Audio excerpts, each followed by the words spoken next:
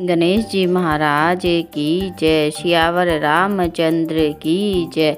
कथा प्रारंभ होत है, सुनो वीर हनुमान। राम लखन और जानकी सदा करे कल्याण। आज हम रामायण के बालकांड में दोहा 192 से आगे पढ़ेंगे। इसमें रामचंद्र के जन्म का वर्णन किया गया है कि किस प्रकार भगवान राम के जन्म लेते ही संसार भर में हर तरफ हर्ष और खुशी की लहर दौड़ जाती है। विप्र धेनु सुर संत हित, लीन मनुज अवतार। रामा लीन मनुज अवतार, निज इच्छा निर्मित तनु। माया गुण गोपार, सियावर राम जय जय राम। मेरे प्रभु राम जय जय राम। इस दोहे का अर्थ है, ब्राह्मण, गऊ, देवता और संतों के लिए भगवान ने मनुष्य का अवतार लिया।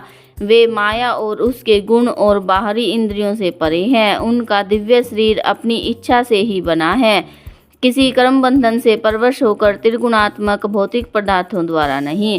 सुनी शिशुरुदन परम प्रिय बानी, संभ्रम चली आई सब रानी। हर्षित जह तह धाई दासी, आनंद मगन सकल पुरबासी। बच्चे के रोने की बहुत ही प्यारी ध्वनि सुनकर सब रानियां उतावली होकर दौड़ी चली आई। दासियां हर्षित होकर जहां तहां दौड़ी। सारे पुरवासी आनंद में मगन हो गए। दशरथ पुत्र जन्म सुनि काना, मानहु ब्रह्मानंद समाना। परम प्रेम मन पुलक शरीरा, चाहत उठन करत मति धीरा। राजा दशरथ जी पुत्र का जन्म कानों से सुनकर मानो ब्रह्मानंद में समा गए। मन में अतिशय प्रेम है, शरीर पुलकित हो गया, आनंद में अधीर हुई। बुद्धि को धीरज देकर और प्रेम में स्थिर हुए शरीर को संभाल कर वे उठना चाहते हैं।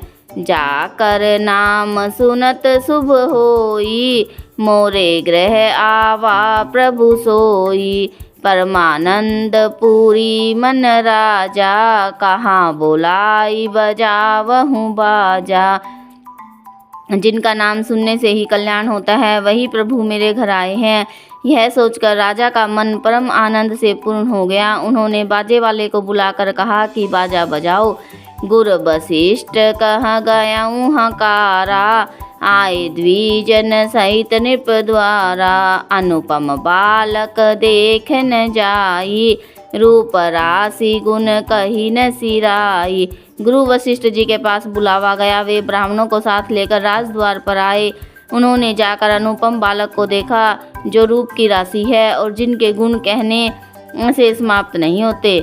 नंदी मुख श्राद्ध करी, जात कर्म सब कीन। रामा जात कर्म सब कीन, हाटक धेनु बसन मणि।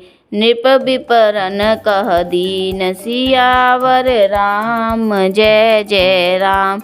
मेरे प्रभु राम जय जय राम। फिर राजा ने नंदीमुख श्राद्ध करके सब जात कर्म संस्कार किए और ब्राह्मणों को सोना, गऊ, वस्त्र और मणियों का दान किया। ध्वज पताक तोरण पुर छावा, कही न जाई जेहि भांति बनावा। सुमन वृष्टि आकाश ते होई, ब्रह्मानंद मगन सब लोई। इन चौपाइयों का अर्थ है, ध्वजा, पताका और तोरणों से नगर छा गया। जिस प्रकार से वह सजाया गया उसका तो वर्णन ही नहीं हो सकता। आकाश से फूलों की वर्षा हो रही है। सब लोग ब्रह्मानंद में मगन हैं। बृंद बृंद मिली चली लोग आई, सहज सिंगार किए उठी धाई। कनक कलश मंगल भरी थारा, गावत बैठई भूप दुआरा। स्त्रियां झुंड के झुंड मिलकर चली। स्वाभाविक श्रृंगार किए ही वे उठ दौड़ी।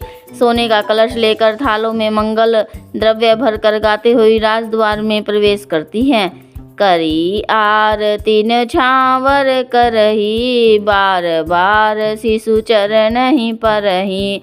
मागध सुत बंदी गण गायक, पावन गुण गावहीं रघुनायक। वे आरती करके न्यौछावर करती है और बार बार बच्चे के चरणों पर गिरती है। मागध सुत वंदीजन और गवैये रघुकुल के स्वामी के पवित्र गुणों का गान करते हैं। सरबर्ष दान दीन सब काहू, जेहि पावा राखा नहीं ताहू। मृग मद चंदन कुमकुम कीचा, मची सकल बिथिन बिच बीचा। राजा ने सब किसी को भरपूर दान दिया, जिसने पाया उसने भी नहीं रखा। सभी गलियों के बीच बीच में कस्तूरी चंदन और केसर की कीच मच गई। ग्रह ग्रह बाज बधाव शुभ, प्रगटे सुषमा कंद। रामा प्रगटे सुषमा कंद, हर्षवंत सब जहाँ तहाँ। नगर नारी नर वृंद, सियावर राम जय जय राम। मेरे प्रभु राम जय जय राम।